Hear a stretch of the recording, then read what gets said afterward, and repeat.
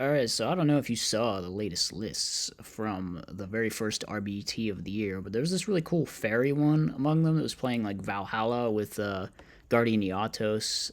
So I decided to adapt a version. I think it was by Galaxia. Was that their name? I think that was their name. But yeah, it was a really cool idea, Tekkening Iatos, because Iatos is actually a fairy, which is something that I think people haven't really thought about much up until now. And yeah, they managed to actually top with Valhalla fairies, which is something I don't think has really happened before in terms of high profile tournaments, which is definitely cool because Valhalla fairies are a neat version of the build that I've tried to make work in a number of ways unsuccessfully. But hey, a build managed to top, so I decided to take some inspiration, make this build. Obviously, it's not exactly the same. I decided to play trade in. I feel like if you're playing enough eights, which you're playing vaguely enough. I also tried thinking about playing Dark Lord Zerato in here, but that eventually got cut. But you could potentially try a version with that. The thing is, I think the trade in really benefits from getting to play Tethys, or I guess the Tethys really benefits from getting to play trade in because it's another spell you can just fire to draw cards and potentially make the Tethys work. Tethys always just feels really like fragile and difficult to actually get off, but then when you do like actually get to plus with Tethys, it's completely insane. So I definitely get the incentive to try and make it work. So I decided to keep the Tethys in with the Valhalla. I mean, it was either this or it was Dark Lord Zerato. And Dark Lord Zerato was like, it kind of requires you to play like the Dark Valkyrias at that point, and then it's like, well, I might as well play Lord of Darkness and Chaos Orc, and it was just filling the deck up with too much stuff. So I decided to just slim it down and go with Tethys. Plus, Tethys is another payoff to brain control as well, which is pretty cool. We're on Tragodia, of course, no Gores, because you pretty much always want to have Valhalla. We're on 6 recruiters. Not playing any of the like other heralds was, I think, a pretty good idea in Galaxia's build. So I kind of like that. And then triple Hecatrice, double Valhalla, I think is a super good ratio. I think I was always just like mindlessly playing 3 Valhalla before, but it definitely makes more sense because you don't really want redundant Valhallas. So 3 and 2 is a better option to go with if you just want to see one at a time. And then on Triple Warrior Lady plus the Valley. Valley, of course, I think you kind of need to play it with Tethys. I mean, I guess Galaxia's build didn't, but I don't know. It's just like such a good option to let you draw cards proactively. And I think the big thing with Tethys is you want ways to draw cards proactively. I even played the card destruction in here. This is probably the worst draw card we're playing. You could maybe swap it out for something else, like maybe a Legacy of Yada, if you wanted to throw a couple of those in. Maybe take this out and the one Dim Alk. I kind of liked the one Dim Alk, though, because the monster count is so high, and it's just a pretty nice option to be able to tutor into. But yeah, that's pretty much the build, and we're going to go ahead and look at the replay, see how we did today.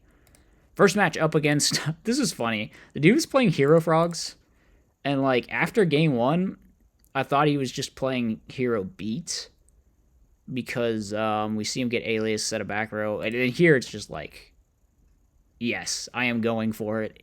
I see the line. You know what? We're doing it.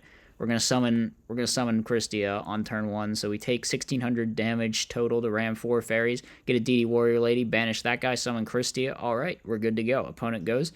They just have a bunch of stuff in their hand that doesn't really do anything to the turn 1 Christia because they're playing frogs, of course. Which I didn't know. They draw into Gores. And then I think we just honest here, and so we can go for game next turn. And yeah, that's how it's going to work out. And then game 2. Game 2, obviously, things get quite weird because, well, actually, I see this. You can see I sided Decree, which is just so bad. I see this, and I'm like, oh, they're actually playing Diva Hero instead of Hero Beat, because I see them get Prodigy, and then they like go Prodigy. Did they go Prodigy Vanities, and then I see the Malicious Edge. Maybe the Malicious Edge should have given it away. That was Frogs. I don't think I fully realized that it was Frog. Maybe I did realize it was Frogs at some point. But on their first turn, I remember thinking, oh, I guess it's Diva Hero instead. And then maybe later this game I did realize it was actually Frogs. I think the Soul Exchange, I'm just like, okay, yeah, understandable. So they are just playing Frogs. And the Vanity's Fiend completely owns us. We just like sided really badly there because we thought we were up against Hero Beat, and we brought in freaking Decrees against Frogs. So yeah, not good. Game 3, hopefully we can pull ourselves together here a little bit. And we open pretty good. Unless they have brain control, which they don't. They opt to do a really aggressive play here, which is pitch the Uni, summon the Caius, and then get rid of the Tethys, which actually worked out pretty well for them. I try to special out this Eatos, but we get Dust Tornado. But the cool thing is Eatos can become Herald fodder later on. Plus, you can always get it out of your hand with Valhalla, so it is a neat thing in this deck. Here, I decide we're going for it. They just Raigeki break the first one, which, I mean, it's fine. The main goal is just to get the back row out of the way. Because now we have Brain Herald, so we're just, like, chilling. We're just chilling. We kill this, go for Armory Arm, special out Christia, add back the Orange Light, and the game should basically be mine from here. Even if they do draw a Brain Control or something, we have Orange Light backing us up and more normal summons, so we're just kind of chilling.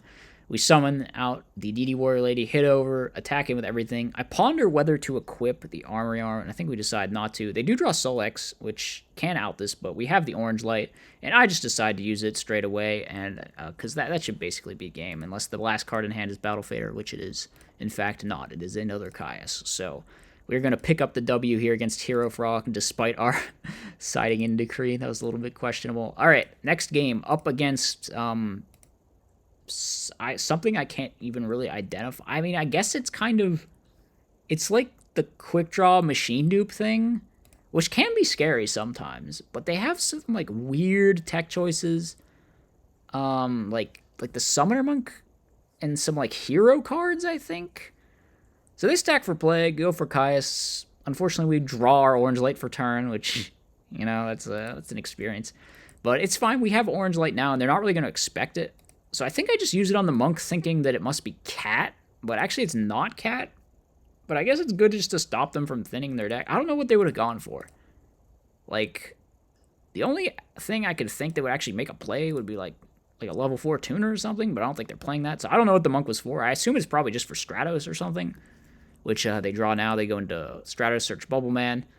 So here we have Brain Control, and that's going to be it.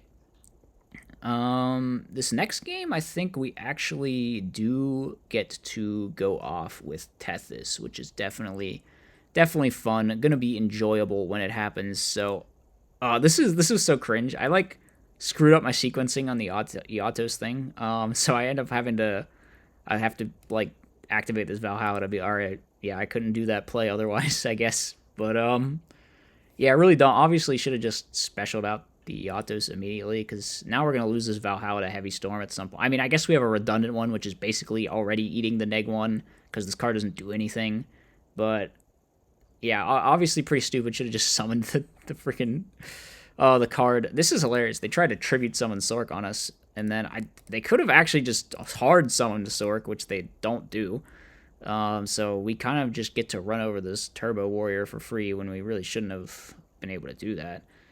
We draw into Hecatrice, which is just very bad. We already drew Hecatrice and one of our Valhallas. So we've seen 3 of our 5 Valhallas, and we only really want one of them. Here they hit in. Yeah, maybe I should have rammed this, tried to go DD Warrior Lady, but I guess the thinking is, like, if it gets removed, we can just use our Valhalla to get out Tethys. So we go for the Heavy Storm, use the Valhalla, get out Tethys, activate Trade-In, and now we're pogging out, right? Because we got to do our thing where we activate Trade-In with Tethys on the board, which means that, of course, Tethys is going to let us reveal one of these to draw another card. And then, what do you know? We drew another fairy, another fairy, another fairy, and then we finally have to... No, we don't stop yet. Never mind. Now we stop. So we just went, like, +1, 2, 3, 4? Did we go +4? That's crazy. And then we make Ancient Sacred Wyvern, which I don't think we actually had lethal here, if I'm not mistaken. So what could we have done? How much damage actually would this have been? If we had hit over, like, with Honest, let's say we use the Honest, that's 28. And then they go down to, what, 42? So then the Ancient Sacred Wyvern gains 1,000, so it goes up to 31. Then they take 28, and they go down to 14. So they'd go down to 14. They'd have no cards on the field, and they'd have a bunch of dead things, and we have Orange Light. I mean, so they definitely lost, right? But, yeah, I guess I thought in my head that we should have a lethal line here, but I guess this wasn't quite it. But if we had been full health, I guess it would have been it. Or if we'd had that Brain Control. But I guess there just was not a path. I think we still did the best play here. And obviously they can't really... It's just, like, completely over for them. So we did get to have a mean Tethys Wombo combo turn there, which is definitely the goal of this sort of deck. In general, yeah, I think I definitely like the Valhalla ratio of like just having two with the triple Hecatrice. I think that's really solid. I think the like being able to play trade in with Yatos is really cool. I think the Yatos attack itself is pretty nice. We did actually summon it correctly in one of our games, so it was decent then. But yeah, that's gonna wrap up this video. Always love the fairy decks, and I hope you guys love them as well. Let me know what you thought in the comments section. Hope you guys enjoyed, and I will see you tomorrow. As always, be sure to like, comment, and subscribe. Furthermore, if you enjoy my content, you should think about becoming a channel member. You get access to tons of bonus content, and it's a great way to help support the channel.